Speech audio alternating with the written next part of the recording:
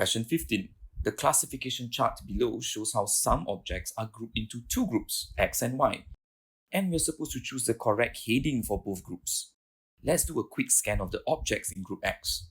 We have iron, nickel, and steel. These are examples of what type of materials? Iron, nickel, and steel are examples of metals.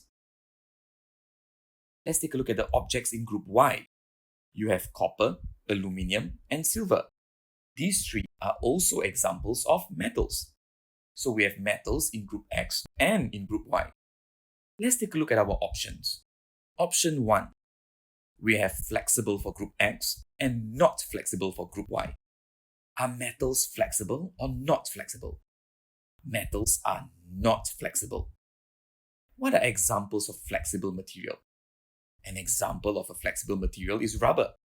And since we have metals in group X, can I use the word flexible to describe the objects in group X? No, I can't. Let's take a look at the second option. Objects in group X are made from soft materials, while objects in group Y are made from hard materials. Are metals soft or hard materials? Metals are hard materials. What are examples of soft materials? Fabric is an example of a soft material. Can we use option 2 to describe the two groups? Since we have metals in group X, we cannot say that the objects in group X are made from soft materials. The third option. We have conductors of electricity for group X and non-conductors of electricity for group Y. Are metals conductors or non-conductors of electricity? All metals are conductors of electricity. An example of a non-conductor of electricity is plastic. So, can I use option 3 as a heading for X and Y? No, I can't, since all metals are conductors of electricity. So we are left with our last option. Objects in group X can be attracted to magnets, while objects in group Y cannot be attracted to magnets. What do I call objects which are attracted to magnets?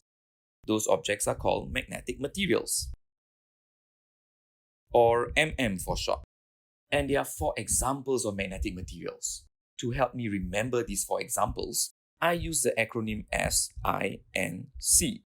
Singapore is not coal.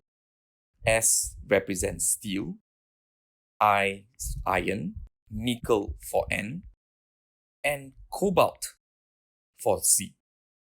Just a reminder that the C represents cobalt and not copper. So let's take a look at the objects in group X. We have iron, nickel, and steel.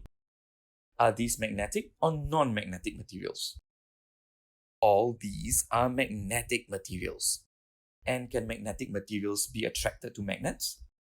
Yes, they can. What about the objects in group Y?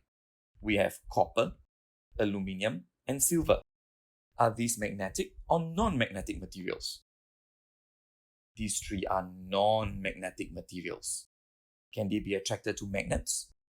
No, they cannot be attracted to magnets. And this confirms our answer as option 4.